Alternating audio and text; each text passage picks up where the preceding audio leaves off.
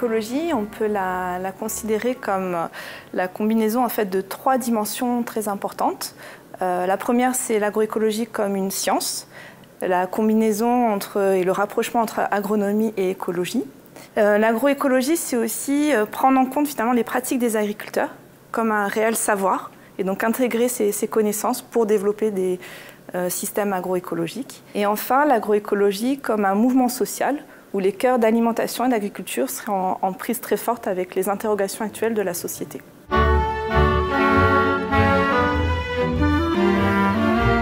Un agroécosystème, c'est un écosystème cultivé où, comme dans un écosystème, on a des composantes biologiques, physiques, chimiques en interaction, mais également sous l'emprise, finalement, en lien très fort avec les pratiques agricoles qui viennent perturber finalement cet environnement, cet écosystème.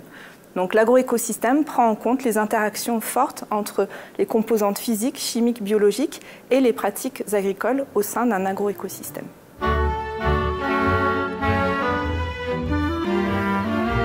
Les adventices peuvent avoir différentes fonctions. Déjà, dans un contexte de production agricole, on comprend bien que le développement d'une adventice va rentrer en compétition directe avec la culture. En compétition pour la lumière, mais aussi pour l'acquisition des ressources, notamment l'eau, les nutriments du sol, comme l'azote, le phosphore, le potassium. Donc, dans ce contexte-là, on cherche à réduire la nuisibilité, c'est ce qu'on appelle la nuisibilité des adventices, cette compétition. Donc, on va chercher à la réduire et donc pour ça, on cherche à éliminer les adventices des parcelles agricoles. Alors, ces adventices, donc on a vu qu'elles peuvent être nuisibles, mais elles peuvent aussi fournir des services écosystémiques, c'est-à-dire des effets bénéfiques que la société, que les humains peuvent retirer du fonctionnement des écosystèmes.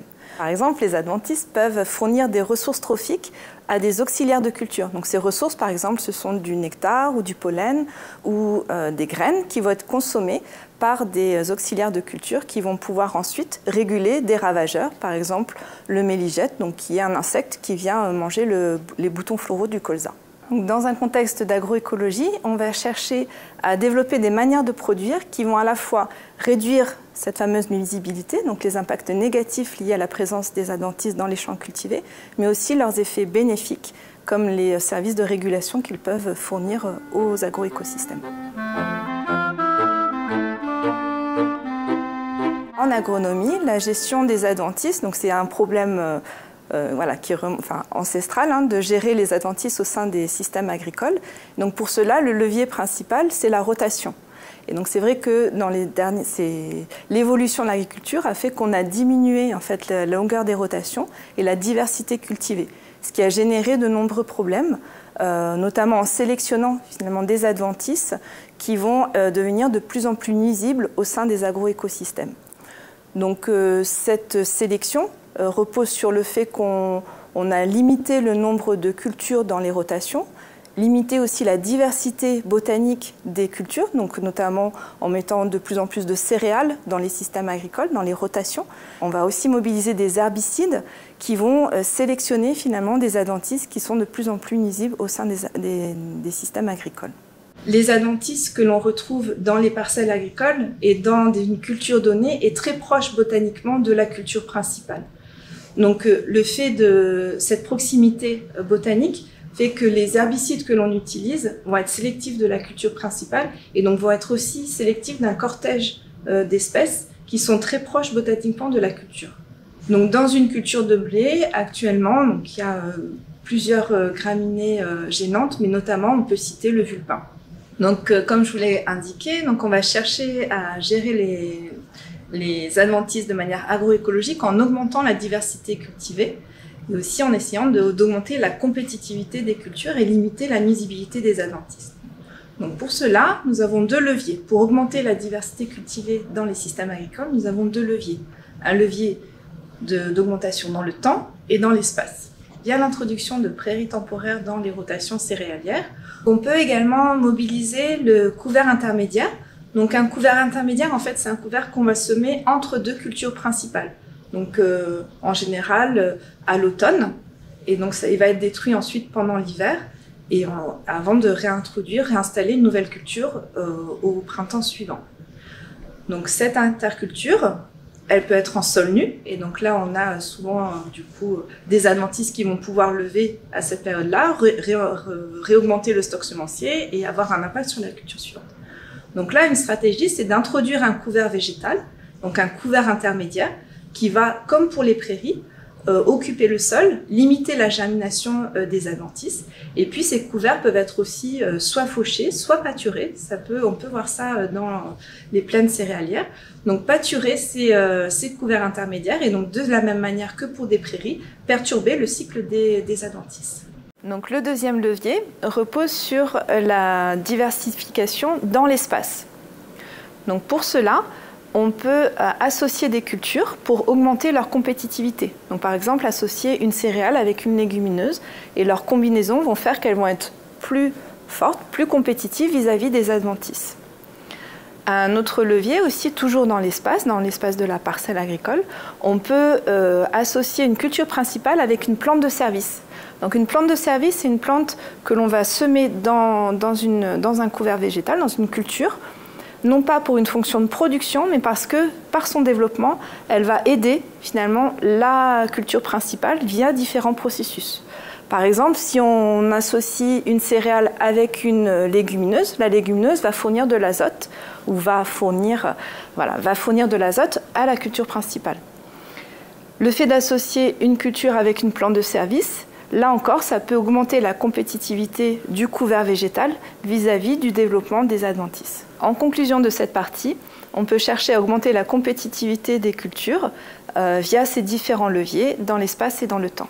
Donc ces pratiques agricoles que je vous ai présentées, de diversification dans l'espace et dans le temps, sont mobilisées par des agriculteurs dans différentes situations. Il y a des associations aussi qui cherchent à promouvoir ces pratiques agroécologiques.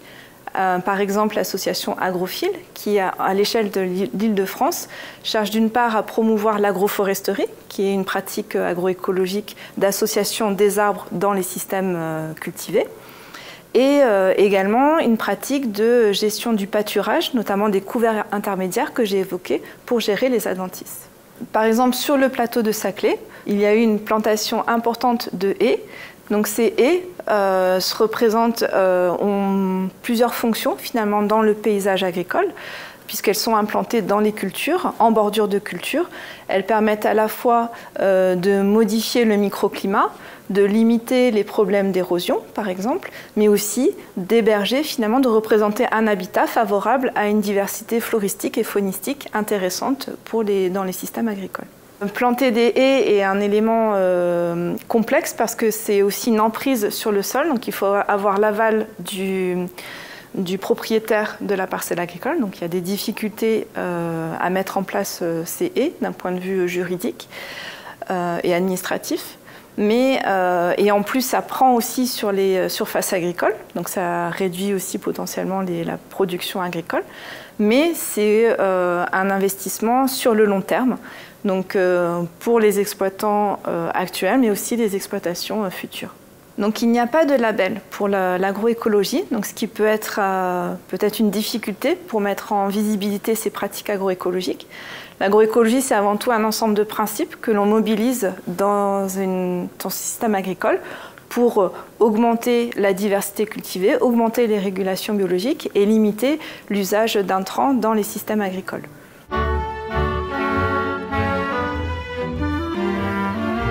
L'agroécologie s'appuie sur différents types de connaissances, sur la combinaison de deux types de connaissances. Connaissances des praticiens, de la pratique, et puis les connaissances des scientifiques. Concernant les connaissances issues de la pratique, les agriculteurs finalement n'attendent pas la recherche pour innover, ils innovent même déjà.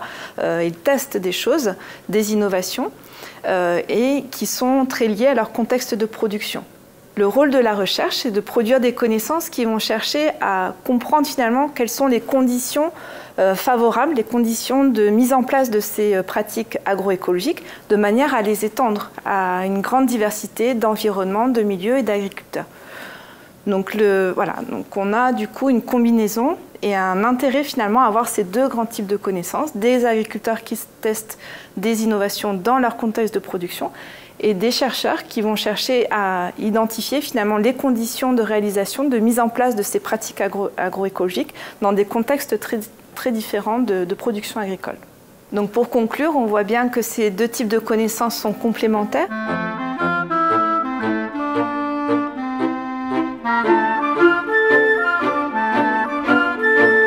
Donc actuellement, les systèmes agroécologiques produisent moins que les systèmes actuels parce que les systèmes actuels s'appuient sur un usage important d'intrants, des intrants de synthèse, à la fois des fertilisants azotés, mais aussi des insecticides, des pesticides, des herbicides pour gérer les bioagresseurs.